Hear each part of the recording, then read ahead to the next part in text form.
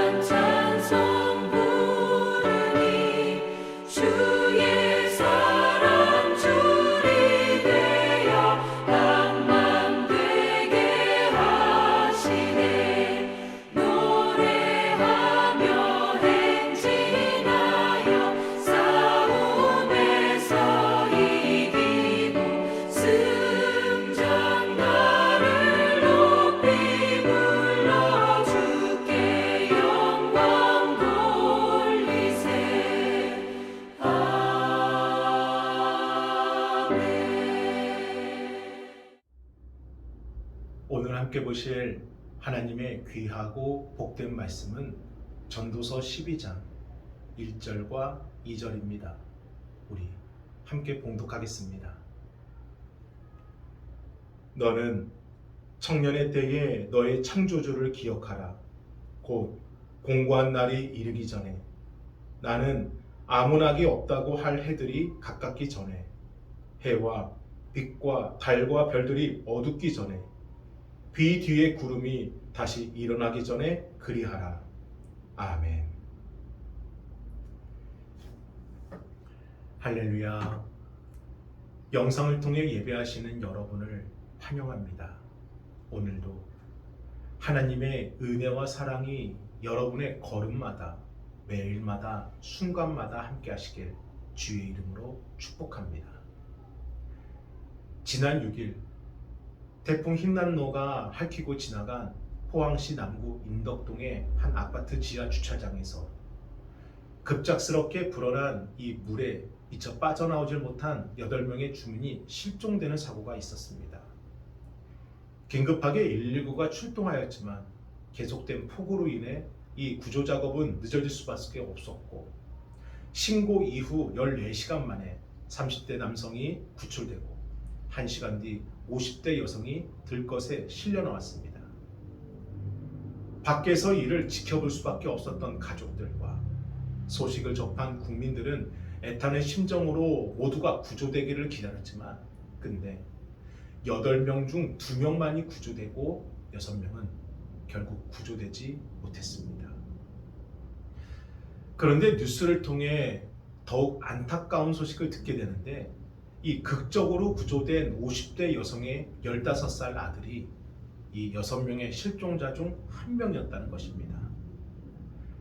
아들은 어머니가 태풍이 몰아치는 저녁 밤에 혼자서 차를 빼는 것이 힘들까 함께 동행하였는데, 단 몇 분 사이에 급작스럽게 불어난 물로 주차장 입구는 차들로 막히게 되었고, 도저히 빠져나갈 길이 없던 어머니는 수영을 못하는 자신은 멈추고 아들만이라도 살려보겠노라고 먼저 급히 내보낸 것인데, 그 순간이 서로에게 마지막 모습이 되었습니다. 그때 아들이 어머니께 드린 마지막 말은 그동안 잘 키워주셔서 감사합니다라는 감사의 인사였습니다. 어머니는 홀로 남아 내 아들이 살아있을 거야 라는 소망을 붙들고 14시간을 힘겹게 필사적으로 견뎌냈고, 다행히 본인은 구출되었지만 먼저 보낸 아들은 끝내 구조되지 못한 것입니다. 그런데 이들 모자가 그 전 주일까지도 열심히 신앙생활을 했던 크리스찬이었다는 것을 아십니까? 어머니 김 집사님은 매 주일 유치부 교사로 섬기며 아침마다 일찍 나와 아이들을 환하게 맞아주고, 또 새벽 예배 등 모든 예배에 빠짐없이 참석하며 피아노 반주로도 예배를 섬기셨다고 합니다. 더욱이 선교에도 큰 뜻을 품어 최근에는 카자흐스탄에 선교를 다녀올 정도로 교회 활동도 못지않게 선교에도 비전을 품고 계셨고, 교회에서는 이러한 집사님에 대한 신망이 높아 직분을 권유했지만 자신은 항상 낮은 자리에서 섬기고 싶다고 끝내 섬김의 자리를 지켰던 김 집사님. 이런 어머니의 열정적이고 헌신적인 신앙을 아들 김군이 그대로 닮았다고 합니다. 김군은 어머니를 따라 그 선한 영향력을 받아 매 주일 예배를 드렸고, 어머니와 함께 선교에도 관심이 높아 며칠 전 선교단체 비전 술꾼에도 다녀왔다고 합니다. 그래서 주변에서는 이들 모자가 항상 함께 신앙생활을 열심히 했던 모습이 아직도 눈에 선하다며, 갑자기 닥친 이 불의의 사고로 인해 집사님과 또 남편이 모두가 큰 낙심에 빠지는 것은 아닌지 많이들 걱정하며 함께 중보해 줄 것을 요청하셨습니다. 그리고 모자가 섬겼던 이 교회 담임 목사님은 집사님께서 14시간 동안 기도와 찬양으로 버티신 것처럼 반드시 천국에서 아들을 다시 만나는 그날까지 신앙의 힘으로 함께 이겨낼 수 있도록 끝까지 합력하겠노라 말을 했다고 합니다. 대체 왜 이토록 신앙생활 잘하는 가정에 이처럼 큰 절망이 찾아왔을까요? 집사님과 남은 가족들은 참고 견뎌야 될 그 절망의 고통이 얼마나 크고 무서울까요?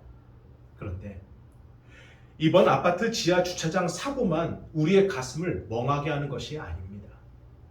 1999년 시랜드 청소년 수련원 화재 사건, 2003년 대구 지하철 방화 사건, 그리고 전 국민을 경악에 빠뜨린 2014년 세월호까지도 누구나 예견하지 못했고 결단코 겪고 싶지 않은 이 안타까운 절망의 아픔은 항상 우리 주변에 있어 왔고, 그때마다 그 절망을 그대로 끌어안고 견디고 버텨야 될 남은 가족들이 있었습니다.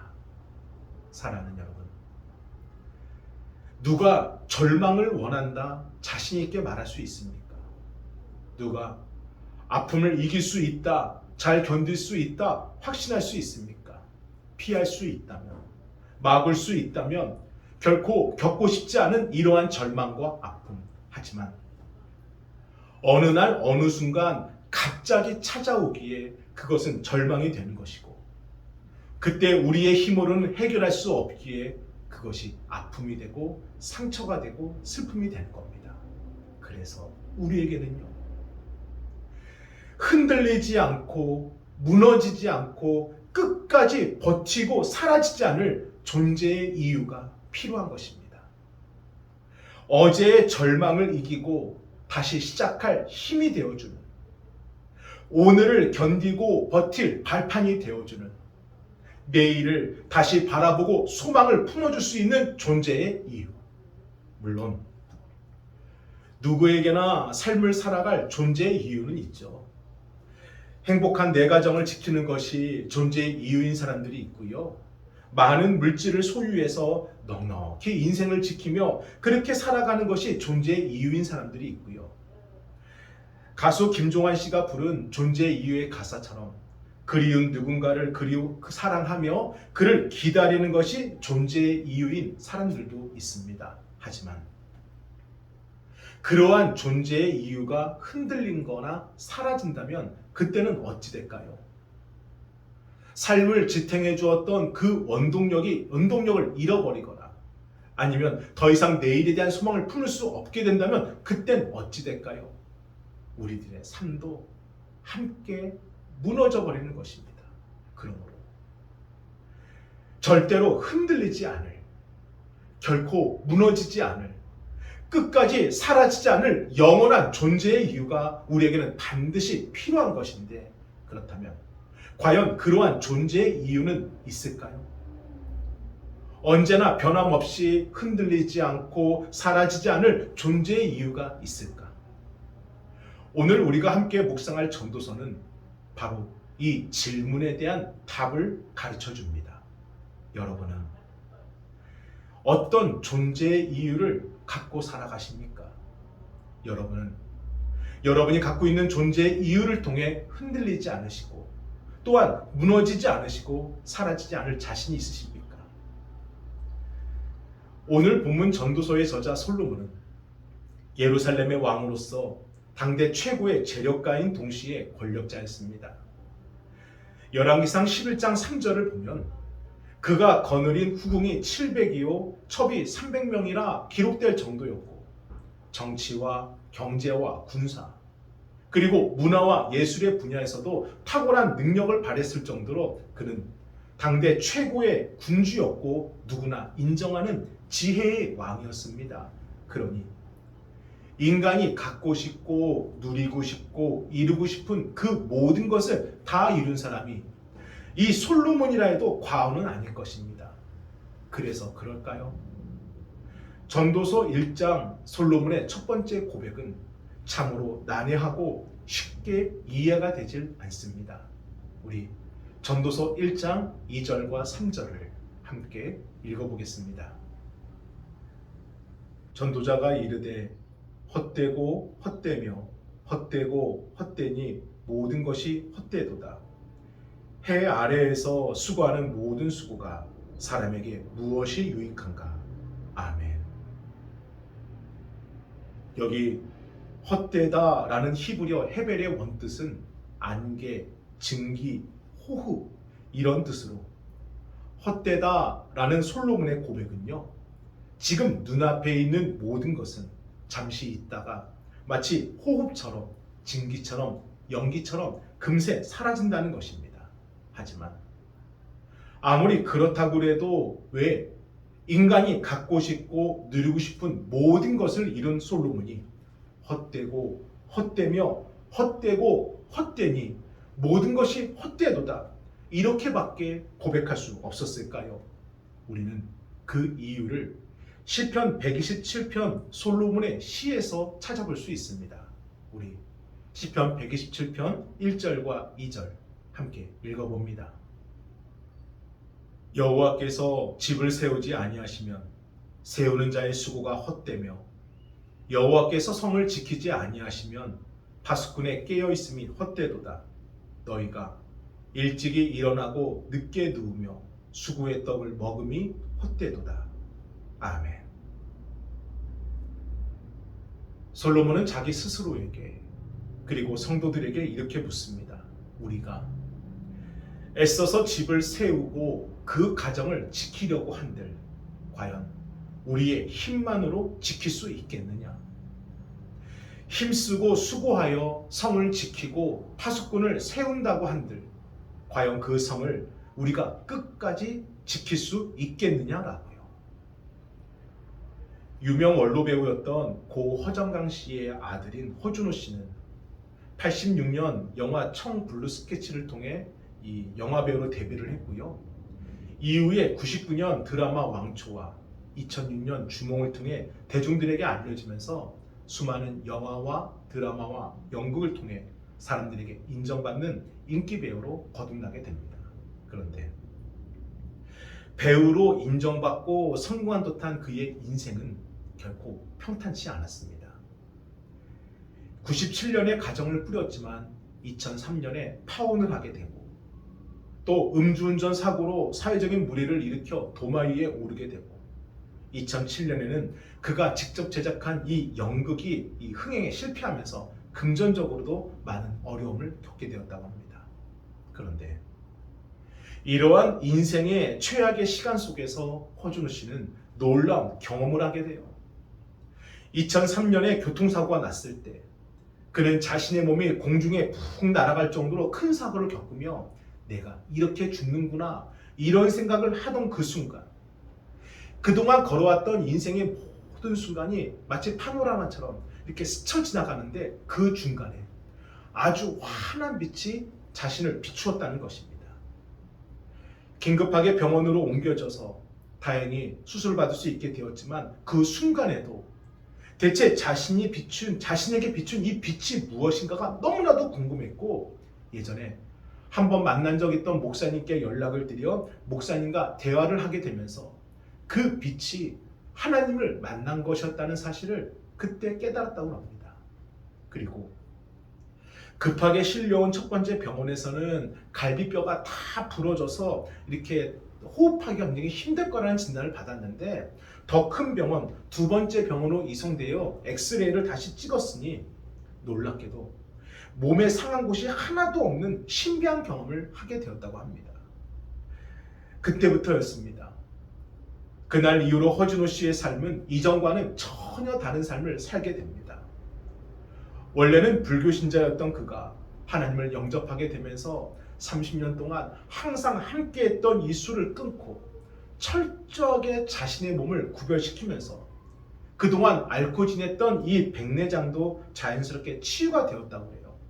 그러면서 그는 더욱더 하나님께 붙들리기 위해 예배와 큐티 모임을 항상 최우선에 두었고 그래서 주일날 지방 촬영이 있으면 항상 인근에 있는 교회에 가서 예배를 드리며 촬영 순서를 기다릴 때는 자신의 차 안에서 말씀과 기도를 항상 놓지 않았다고 합니다. 그리고 허준호 씨는 2013년 교회 간증 집회 때 인생의 벼랑 끝에서 만나주신 하나님을 이렇게 고백합니다. 괴로움을 겪으면서 인생 자체가 흔들렸고 한동안 헤어나지 못할 그쯤 하나님께서 저의 손을 잡아주셨고 그때부터 제 인생은 변화가 시작되었습니다. 이제는 제가 하나님을 위해 세상에 하나님의 살아계심을 선포할 차례입니다. 그리고 2018년 MBC 연기 대상에서 그의 첫 번째 수상 소감은 지금껏 살게 해주시고 버티게 해주신 하나님께 감사합니다 라는 하나님을 향한 고백이 되었고 작년이지요. 2021년 42회 청룡영화상에서 시상을 할 때에도 그의 첫 번째 고백은 계속 기적을 주시는 하나님께 먼저 감사드립니다. 하나님의 함께하심과 인도하심과 살아계심을 선포하는 것이었습니다. 사랑하는 여러분, 성경이 우리에게 끊임없이 이야기해 주는 것은 모든 것은 하나님이 시작하셨고 하나님이 하셔야 되고 하나님이 하신다는 것입니다. 그래서 보이지 않는 것이 보이는 모든 것의 기초가 되어야 한다는 겁니다. 우리 오늘 본문의 말씀 전도서 12장 1절과 2절을 함께 읽어보겠습니다. 너는 청년의 때에 너의 창조주를 기억하라. 곧 곤고한 날이 이르기 전에 나는 아문학이 없다고 할 해들이 가깝기 전에 해와 빛과 달과 별들이 어둡기 전에 비 뒤에 구름이 다시 일어나기 전에 그리하라. 아멘. 너의 창조주를 기억하라는 이 말씀은 우리가 붙잡고 살아가는 이 존재 이유의 모든 시작이 하나님이 됨을 보라는 것입니다. 가정이 여러분의 존재의 이유가 되십니까? 창조주 하나님이 여러분의 가정의 호주가 됨을 믿으시고 먼저 하나님을 바라보고 하나님을 의지하시기를 바랍니다. 누군가를 사랑하는 그 사랑이 존재의 이유가 되십니까? 창조주 하나님께서 그 사랑의 시작이 되심을 믿으시고 먼저 하나님을 의지하고 따르시기를 바랍니다. 우리가 진실로 소중하다 여기는 것, 지금까지 내 삶의 존재의 이유가 되었던 것, 그 모든 것의 기초가 하나님이 될 때 우리의 존재의 이유는 흔들리지 않고 사라지지 않고 무너지지 않는 것입니다. 그리고 그 때를 이렇게 말씀해 주십니다. 공고한 날이 이르기 전에, 아문학이 없다고 할 해들이 가깝기 전에, 해와 빛과 달과 별들이 어둡기 전에, 비 뒤에 구름이 다시 일어나기 전에 그리하라. 이 모든 표현은 인생의 노년기를 비유적으로 말하는 것으로 하나님을 바라보고 의지하는 그 때를 놓쳐서 후회하지 말고 지금, 이때, 오늘 기억하라는 것입니다. 사랑하는 여러분, 때가 있습니다. 언제까지나 청춘이 아니듯이 언제나 주님을 잡을 수 있다 생각하지 마시길 바랍니다. 너무나 가슴 아픈 이 지하 주차장 사고, 누가 예상했겠습니까? 누가 헤어질 준비를 했겠습니까? 우리의 인생의 끝은 노년이 되어 찾아오는 것이 아니라 어느 날 갑자기 불현듯 찾아오는 것입니다. 그때를 누구도 알 수가 없고 그때를 누구도 준비할 수 없습니다. 그러므로 더 늦기 전에, 땅을 치며 후회할 수조차 없는 그 순간이 되기 전에 지금, 이때, 오늘 우리의 창조주를 기억하라는 것입니다. 창세기 12장 13절을 우리 새번역 성경으로 함께 읽겠습니다. 할 말은 다 하였다. 결론은 이것이다. 하나님을 두려워하여라. 그분이 주신 계명을 지켜라. 이것이 바로 사람이 해야 할 의무다. 아멘. 인간이 가질 수 있는 세상의 모든 것을 다 누린 솔로몬, 그의 마지막 고백은 하나님을 두려워하여라. 그분이 주신 계명을 지켜라 였습니다. 유명한 복음 전도자 토니 캄팔로 목사는 전도를 통하여 귀한 어르신들을 만났고 또한 예수님을 영접하게 한 뒤 만약 하나님께서 딱 한 번만 다시 살 기회를 주신다면 무엇을 하고 싶으십니까? 라는 이 질문을 즐겨했다고 합니다. 그리고 그 질문에 대해 가장 많이 들은 대답은 후회 없이 사랑하겠다, 무조건 도전하겠다 였습니다. 그런데 어르신들의 이 대답의 뜻은요, 사람에 대한 사랑과 이루지 못한 일이 아닌 젊은 시절 더 뜨겁게 사랑하지 못한 하나님에 대한 사랑과 이제야 비로소 우리에게 주신 사명이 있었다는 것을 뒤늦게 깨달으면서 갖게 된 안타까움이었다고 합니다. 그러면서 마지막 기회가 있다면 반드시 사라질 것이 아니라 영원한 것에 투자하겠다, 그들은 한결같이 답했다고 합니다. 사랑하는 여러분, 지금 이때 오늘 보이지 않는 것이 보이는 모든 것의 기초가 되길 주님의 이름으로 축복합니다. 이것이 오늘 우리에게 허락된 의무입니다. 그리고 이 땅을 살아갈 수 있는, 오늘을 버틸 수 있는, 내일을 소망할 수 있는 유일한 길인 것입니다. 창조주 하나님을 기억하십시오. 우리 함께 기도하겠습니다. 거룩하신 주여, 감사합니다. 너의 창조주를 기억하라. 이 고백의 말씀이 오늘 우리에게 주신 생명이고 길이고 영원한 구원이 됨을 믿습니다. 아버지 하나님, 하나님을 다시 바라보게 하여 주옵소서. 다시 하나님을 뜨겁게 사랑하게 하여 주옵소서. 하나님이 먼저임을 반드시 깨닫게 하여 주옵소서. 아버지, 감사합니다. 정성껏 준비하신 예물을 하나님께 드리겠습니다.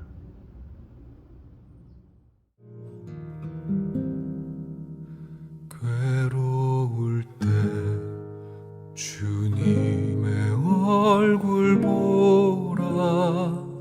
평화의 주님 바라보아라. 세상에서 시달린 친구들아, 위로의 주님 바라보아라. 힘이 없고 내 마음 연약할 때 능력의 주님 바라보아라. 주의 이름 부르는 모든 자는 힘 주시고 늘 지켜주시리. 눈을 들어 주를 보라. 내 모든 염려 주께 맡겨라. 슬플 때에 주님의 얼굴 보라. 사랑의 주님 안식 주리라. 축도로 예배를 마치겠습니다. 이제는 우리 주 예수 그리스도의 은혜와 하나님의 그 크신 사랑하심과 성령님의 감화감동 역사하심이 하나님을 기억하고 하나님을 따르고 하나님만 바라보는 성도들 위해 이제로부터 영원토록 함께 하시길 간절히 축원하옵나이다. 아멘.